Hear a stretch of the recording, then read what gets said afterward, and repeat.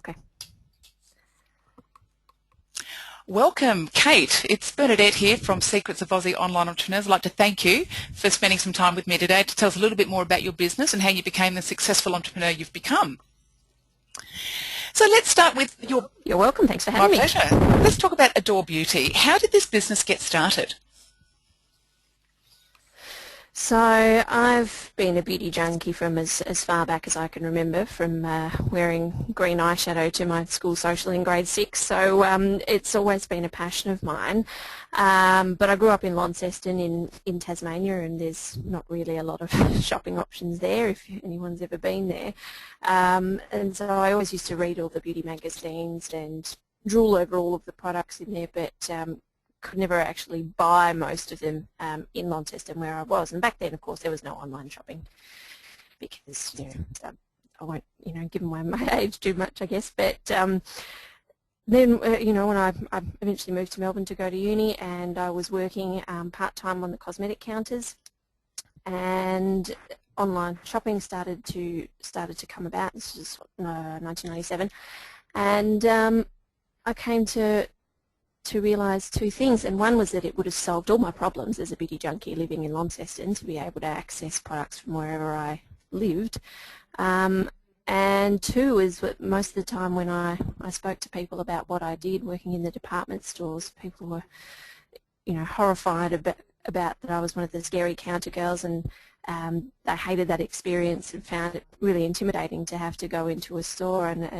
that just made me really sad because cosmetics ought to be fun. So it was then that I started to think about having my own online cosmetic store. Nobody else was doing it in Australia, and in the end I thought, well, why not? Obviously came from a personal passion and also where there was a need that you saw. So that's a great opportunity, I guess. So what were some of the challenges you faced starting out back in 1997?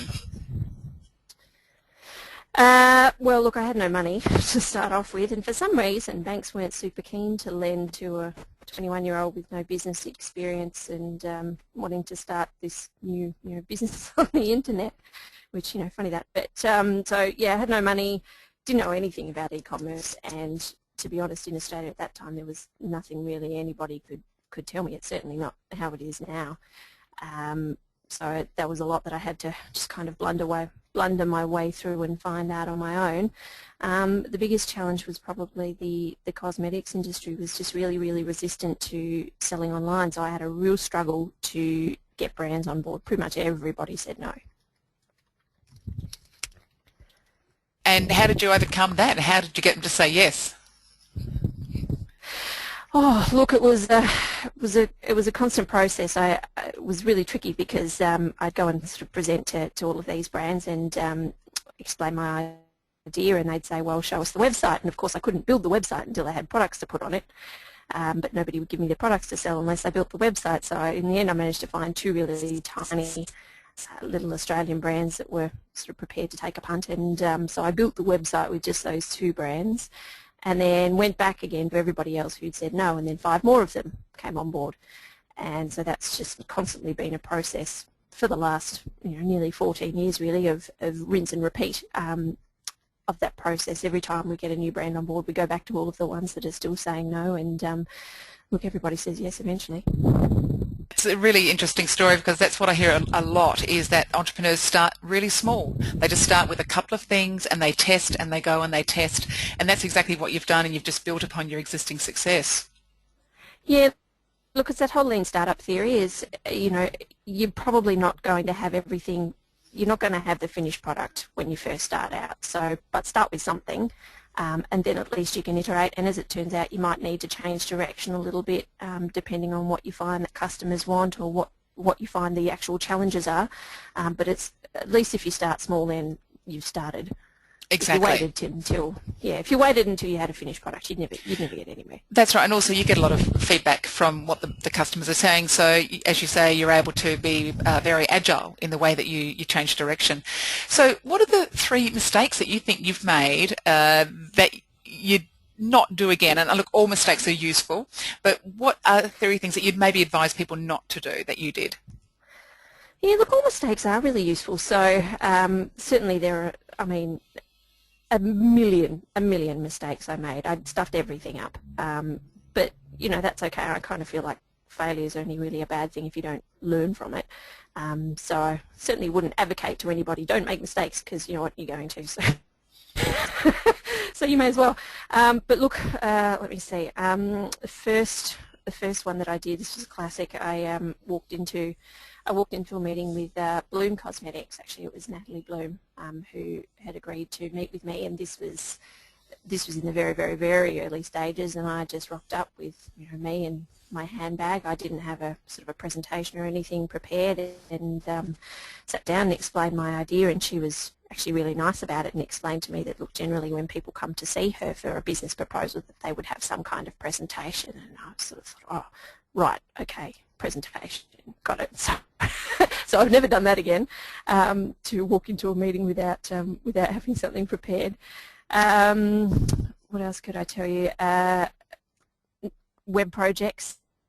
Obviously anybody that's looking at doing, well, just about any kind of business nowadays requires a web project, but certainly if you're doing something online, it always takes longer than what you think, and the only thing I can suggest, having been through my fair share of fairly disastrous web projects, is to make sure there's always a penalty clause for if things go over time or if things are not delivered as per the scope. So that is definitely something that I can pass on to anyone that's looking at building a website. Yeah, and if they don't want a penalty clause in there, then go elsewhere. Go elsewhere, find somebody else who's prepared to actually put their money where their mouth is. And look, the third thing that I could probably share is one of the big mistakes I made. This was maybe 3 or 4 years ago. We tried to outsource a few things. Being an independent business with limited resources, I tried to outsource a couple of key marketing functions, and it was a complete disaster. And I guess one of the things I realised is that, look, nobody knows your business and your customers better than you do, and you shouldn't outsource anything that actually requires the intimate knowledge of your products and your customers to be able to succeed or to be able to be effective.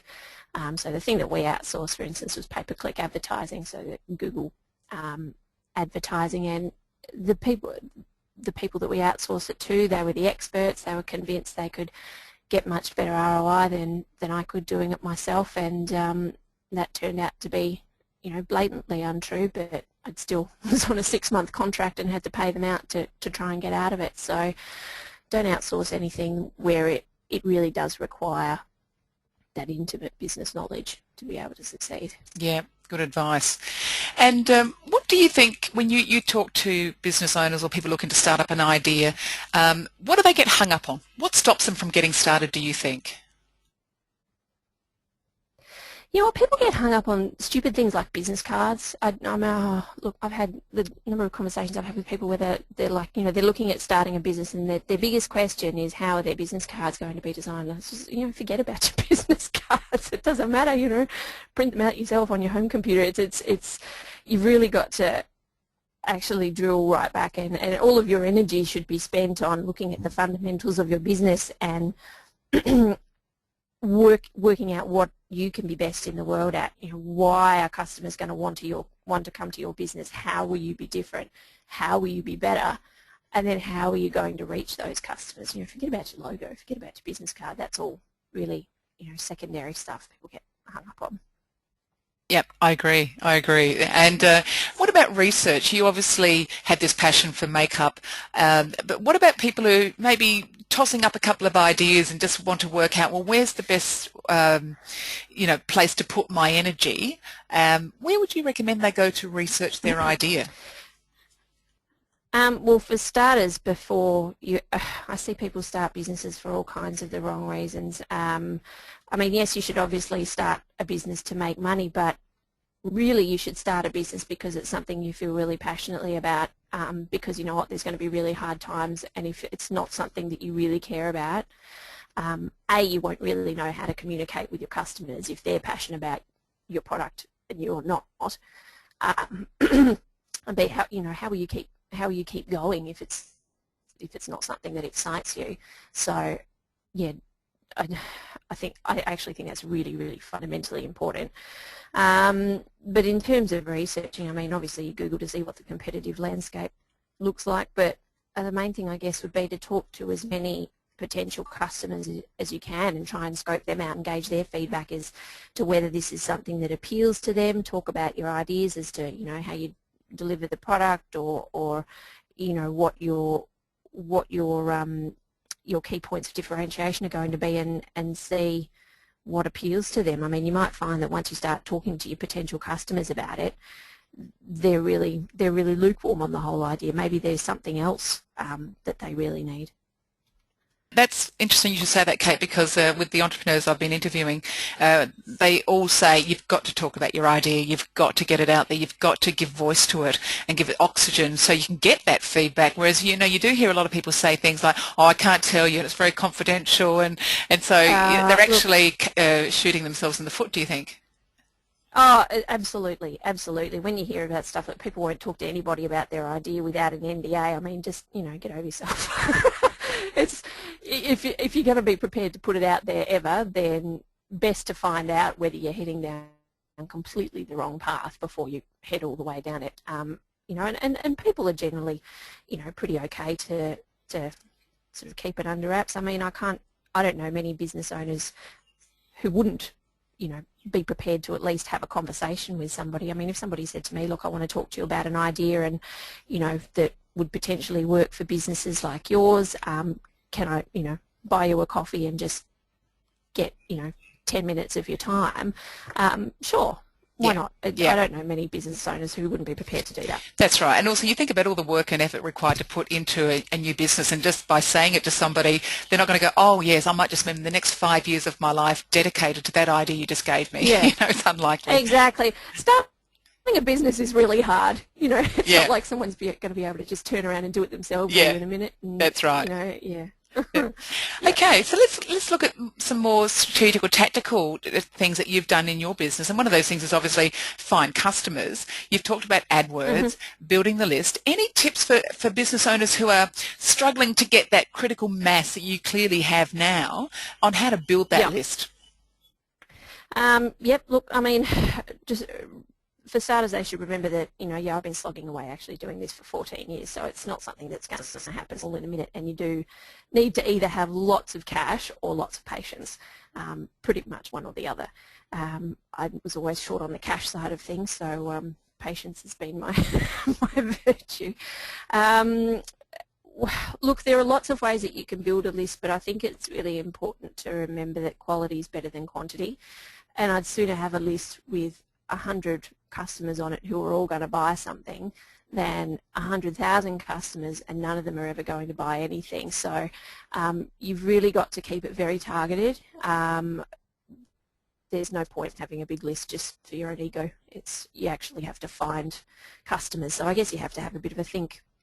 And look, if your budget is not huge, and let's face it, not many people starting out do have huge budgets, and you just have to get a little bit creative, I think, about thinking about who is your target customer, and you know, how old are they, and what else do they do, and what other products do they buy, and what other publications do they read, and where do they go on the weekends, and try and think of other places you can position your brand to be where they are. Yeah, all that sort of thing. You know, publications that are complementary, even other businesses. So, for instance, we've done cross promotions with other different fashion brands. For instance, that's been interesting for us to try and think, okay, our target customer, what does she wear? Where does she buy her clothes? What other brands are aligned with ours where we could do some kind of, you know, contra deal, and we'll offer something to their customers and they can offer something to our customers, and then it kind of works for everybody and you can still keep your budget pretty low. Competitions can be a good way of getting sign-ups. They can get you really good list growth, but you do need to be careful because they don't always convert. There's a lot of people who just kind of spend their life entering competitions, and it doesn't mean they're necessarily ever going to buy something from you, but still, you know, it can often be a reasonably cheap way of doing things, particularly if you're working with brands that can help contribute prizes and that kind of thing, at least get you in front of some of your target customers. But I think the main thing is to offer something of value for people to sign up. So for instance, for people to sign up on our site, we call it Adore Beauty Rewards, and so your reward for signing up is that every week there will be some kind of extra added value, some kind of special offer, whether it's a free gift or a coupon code, but something that you're going to get for signing up to that list that you won't get if you don't sign up. And for us, those are benefits that appeal to actual customers. Because look, obviously, if you don't have any plans of ever buying anything, then a reward for purchasing something isn't going to appeal to you. So, so we find that that works really well for us. And I think people too need to remember their ABCs, which is always be collecting. So every single touch point, every single activity that you ever do, make sure there's a sign up. Offer email sign-ups everywhere. If you've got a front counter in your store, have an email sign-up sheet on there. Any email that you send to your customers or anything like that. If you go out and do events, make sure that you've got an email sign-up wherever you're potentially reaching new customers.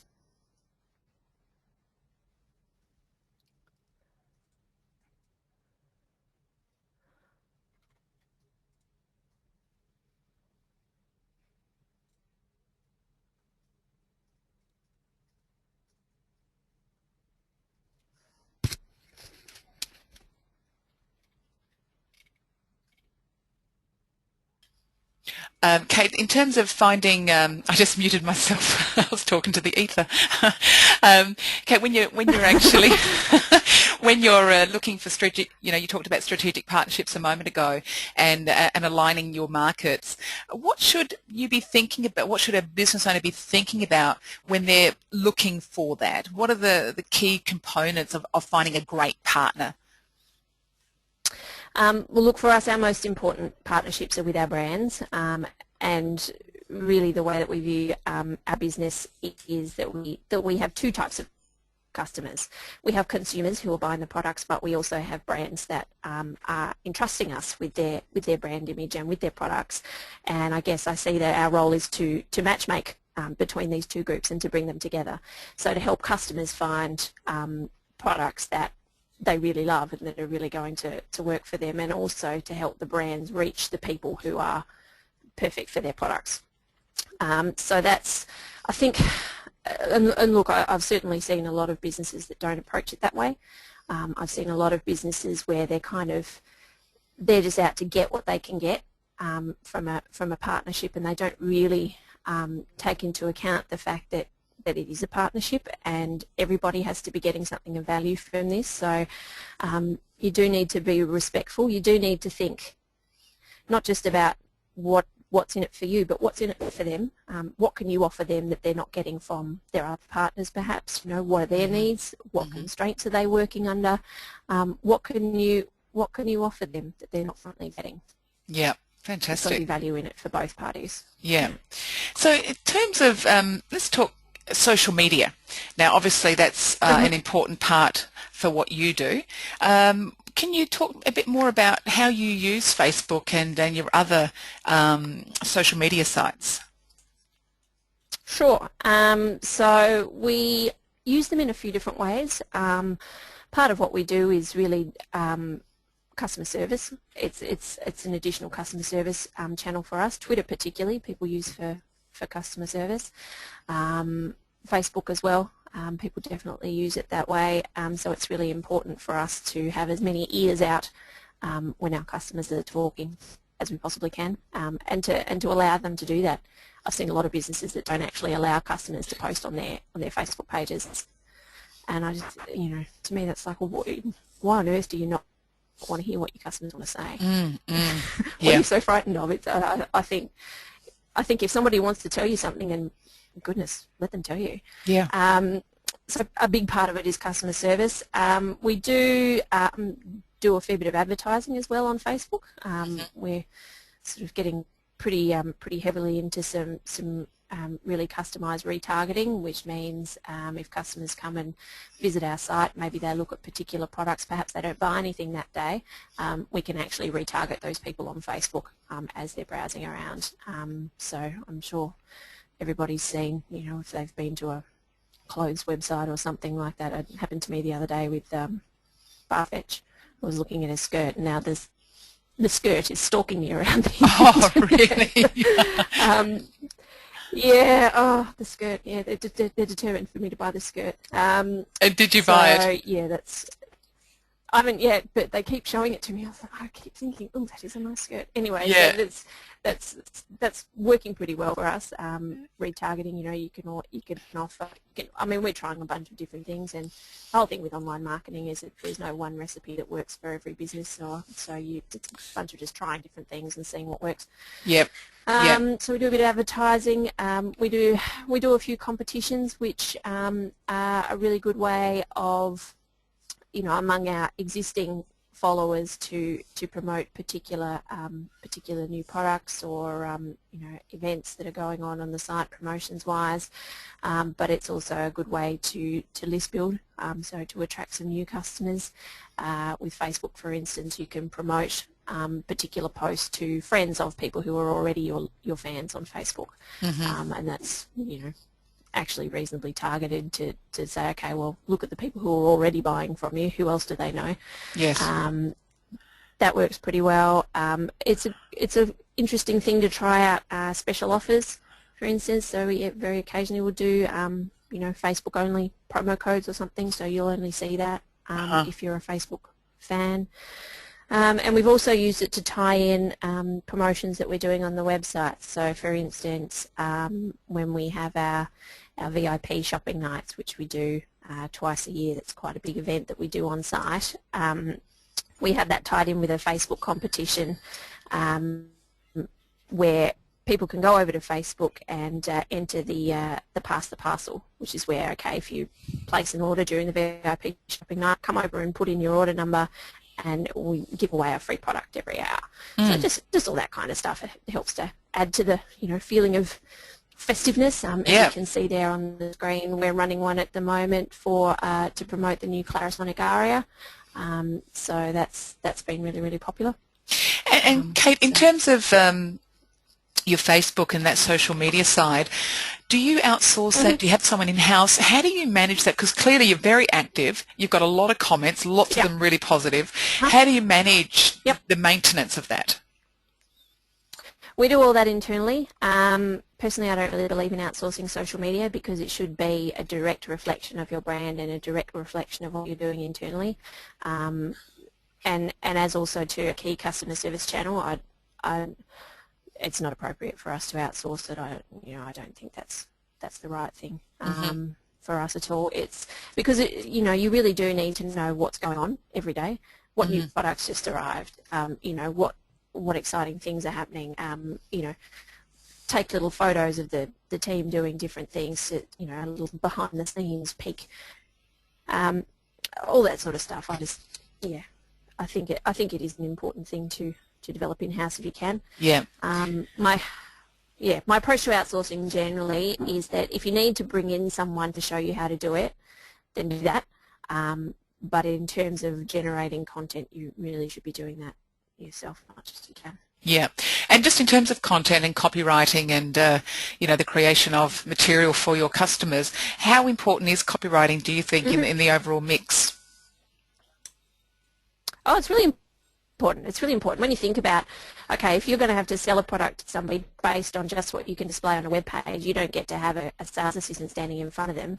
What have you got? You've got your images, you've got maybe a video, and you've got your copy, and that's it.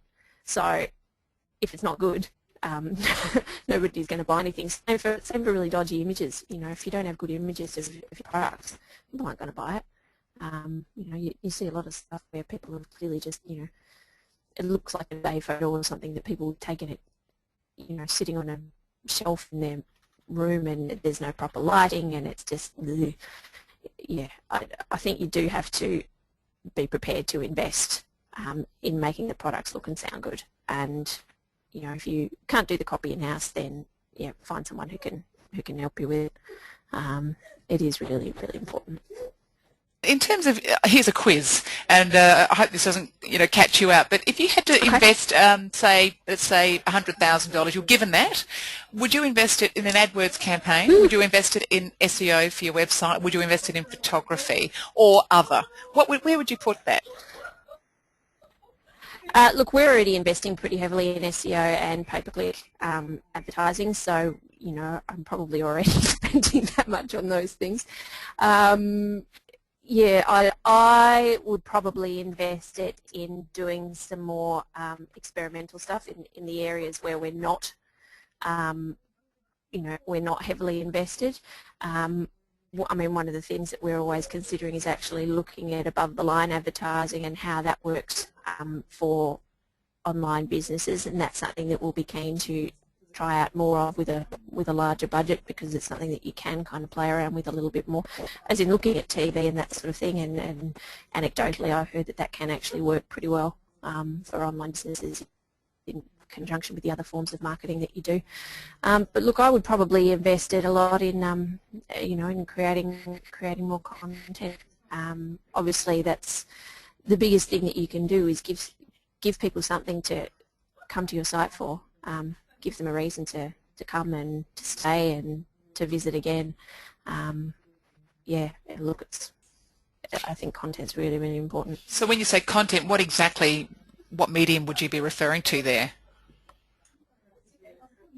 Oh, look, maybe we'd look at doing some more video. I mean, eventually, what I'd love to have for our site is a video of a sales assistant explaining the product, about every single product that we have on our site, and that's 8,000 products. So I'm sure I'd burn through 100 grand pretty quickly doing that. But I think that would be fabulous. Anything that can replicate that experience of having someone to explain the product to you right in front of you, I think is fantastic. And Kate, just moving on into awards and the importance of being recognised for what you do. You've been part of the Telstra Businesswoman Awards. Can you reflect or comment on, is this important for business, and what value has it brought to you?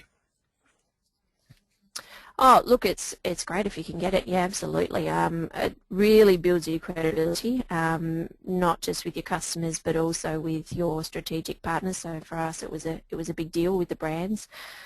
Certainly, people do return your emails when you have the Telstra Businesswomen's Awards logo in your email signatures. And for us too, I guess, I personally am part of the Adore Beauty brand, and we do use me a lot as being the face of the brand, and so as a brand building exercise, it was really important. Look, it's great PR too. Fantastic. And last question, in terms of high-speed broadband that's about to come to a neighbourhood near us sometime, what do you think the impact of that will be, if any, on what you're doing and in terms of the online space? Look, I think it does start to open up opportunities for doing, obviously, your more bandwidth heavy kind of things, like live skin consultations, for instance, streaming video. I mean, people could book a makeup lesson online and actually have that content delivered to them wherever they are, which I think is great. It means that basically, I think there's a bit of a perception still at the moment with cosmetics that you have to give up something to be able to order online. You're giving up that experience of being able to see the products or being able to talk face to face with somebody. And if high-speed broadband could enable us to replicate as many of those experiences as we can, then I think that would be great. And even to your options for teleworking. I mean, we already, the web developers that we're using are based in New Zealand and China and all over the world, and it certainly gives you a lot more options in terms of attracting the right talent to your business if people are able to telework. Fantastic, great. Well, look, Kate, thank you so much for sharing your insights with us today. It's been really interesting and very inspiring, and congratulations on what you've created. Thanks for your time. No worries, my pleasure.